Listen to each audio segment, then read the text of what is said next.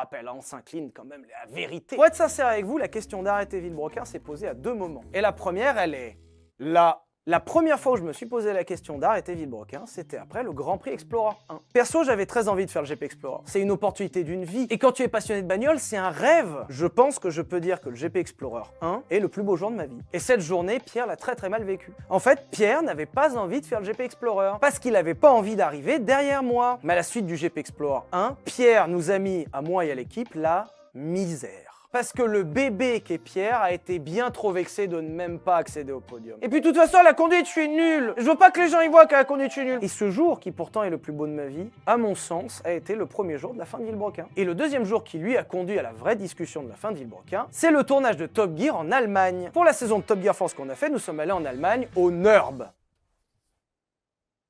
J'avais même des posters. Top Gear France, c'est beaucoup de négatifs, et on va y arriver juste après, mais il y a aussi du positif. Et on a eu la chance d'aller au NURB. Et ce tournage s'est très mal passé. En gros, Pierre a passé la semaine à faire la gueule. Parce qu'il avait le Q7, et que du coup, il a fait un moins bon temps que moi sur le NURB.